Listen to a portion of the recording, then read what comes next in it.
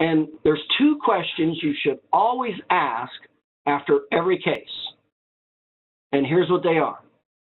How did the case turn out? And what could have been done better? And then whatever could have been done better, that strategy should have been discussed. But these are the two questions that always should be asked after every case. I am amazed at how many chiropractors I ask when they are referred a PI case.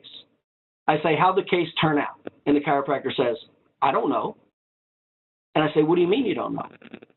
He never even followed up to see how the case turned out. All the chiropractor cared about was getting paid. And if you don't care about building relationships and continuing ongoing referrals, then that's okay. But if you actually want to continue ongoing referrals, you have to maintain a relationship. And that means you have to care about what's happening to the other party. So these are the two most important questions I always asked. By the way, the number one reason I asked how the case turned out was out of pride, out of ego. I wanted to know if I kicked butt.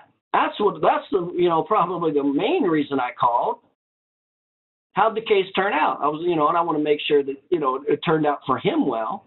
But if it did not, you see, what's so important about this question right here, what could have been done, is it helps eliminate problems.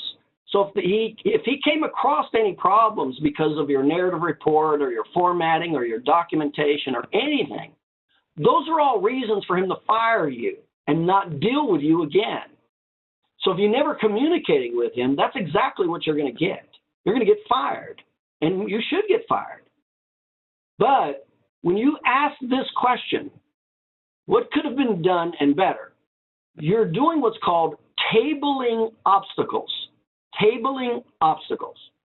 And you're seeing if there's any issues or problems that essentially are going to stop him from referring business to you.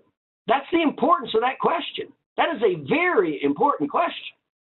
That question, followed up after the case, helps to secure continued referrals.